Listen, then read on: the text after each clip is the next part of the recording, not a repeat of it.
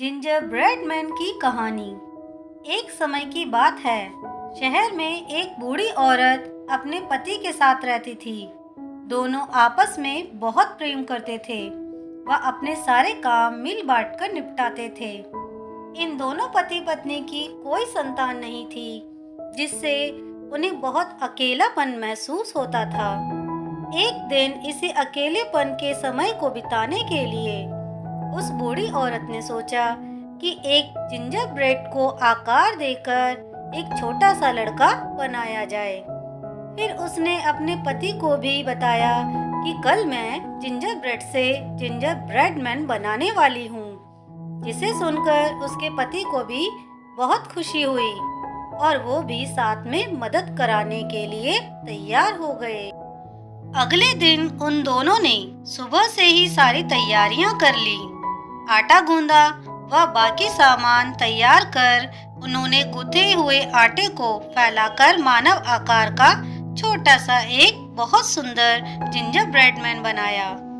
उन्होंने ginger bread man की आंखें किशमिश से बनाई और उसके कोट के बटन को उन्होंने चेरी से बनाया। वह जिंजर ब्रेड मैन देखने में बहुत ही सुंदर लग रहा था।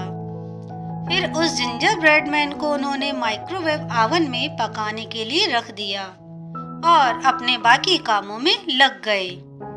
कुछ देर बाद उस बूढ़ी औरत को ओवन में से एक बच्चे के रोने की आवाज सुनाई दी, जैसे कोई बच्चा अंदर से कह रहा हो, मुझे बचाओ, मुझे इसमें से निकालो, मुझे बचाओ, मुझे निकालो। ये आवाज सुनकर वह थोड़ा घबरा गई। थोड़ा डरते हुए उसने झट से जाकर माइक्रोवेव ओवन का दरवाजा खोला तो उसके अंदर का नज़ारा देखकर वह बिल्कुल हैरान रह गई। ओवन में जो जिंजर ब्रेड मैन उन्होंने पकाने के लिए रखा था वह बिल्कुल तैयार था, लेकिन ये क्या, वो प्लेट में लेटने की जगह पर खड़ा हुआ था, जैसे उसमें जान आ गई थी। बूढ़ी औरत हक्की बक्की होकर उसे देख ही रही थी कि ओवन में से वह बहुत ही सुंदर जिंजर ब्रेड मैन बाहर निकला और उसने निकलते ही इधर उधर दौड़ना शुरू कर दिया। रसोई में हर तरफ घूमता हुआ वह जिंजर ब्रेड मैन रसोई की खिड़की से देखते ही देखते गार्डन में आ गया। वह औरत भी उसके पीछे पीछे गार्डन की ओर आई, लेकिन उस जिंजर ब्रेड मैन ने वहां पर भागना शुरू कर दिया। जब बूढ़ी औरत उसकी ओर बढ़ी तो वह उससे कहने लगा, अरे बूढ़ी औरत, तुम मुझे नहीं पकड़ पाओगी, मैं बहुत ही तेज भागता हूँ। बूढ़ी औरत उसके पीछे पीछे भागने लगी और उससे कहने लगी, अरे रुक जा, रुक जा रे, रुक जा। पर उसने एक न सुनी और तेजी से आगे भागता चला गया, भागता ही चला गया। कुछ ही पलों में वह काफी आगे निकल चुका था, जिससे उस औरत ने उसका पीछा करना छोड़ दिया। कुछ आगे चलकर उस जिंजर ब्रेड मैन को एक गाय ने देखा। वह गाय सोचने लगी, वाह, बहुत ही स्वादिष्ट ब्रेड मैन लग रहा है। आज तो मैं तुम्हें नहीं जाने दूंगी और मैं तुम्हें खाकर ही रहूंगी। पर वह जिंजर ब्रेड मैन भी कम नहीं था। वह कहने लगा, तुम मुझे नहीं पकड़ पाओगी, और ऐसा ही हुआ। वह बड़ी ही आसानी से गाय को चकमा देकर आगे निकल गया। वह जिंजर ब्रेड मैन भागता ही जा रहा था, भागता ही जा रहा था कि अचानक उसे रास्ते में एक लोमड़ी मिली। लोमड़ी बहुत ही चालाक थी और अपनी चालाकी से बड़े बड़े जानवरों को भी मूर्ख बना दिया करती थी। वह लोमड़ी जब ब्रेड मैन के पीछे आगे जा रही थी तो उससे कह रही थी, स्वादिष्ट जिंजर ब्रेड मैन, रुक जाओ, तुम देखने में बहुत ही स्वादिष्ट लग रहे हो और मेरा तुम्हें खाने का बहुत मन कर रहा है। तुम रुक जाओ, मैं तुम्हें जरूर खाऊंगी।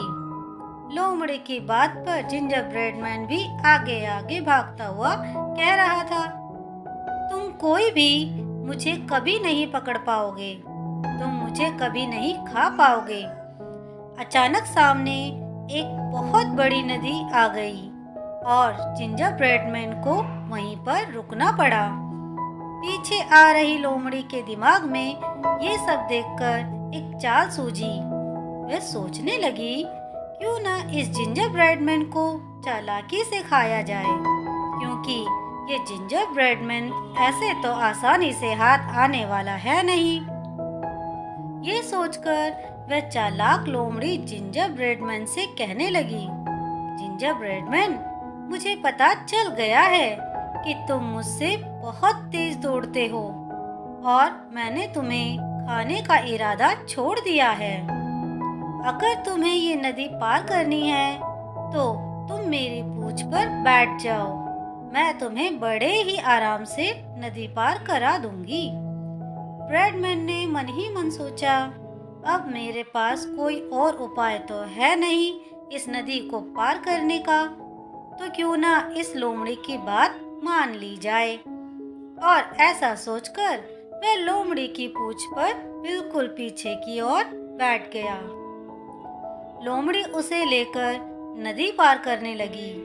नदी में थोड़ा आगे बढ़ने पर जैसे जैसे पानी गहरा हुआ तो लोमड़ी कहने लगी, जिंजर ब्रेड मैन, तुम मेरी कमर पर आ जाओ, क्योंकि यहाँ पर पानी कुछ गहरा है जिससे मेरी पूंछ पानी में डूब सकती है।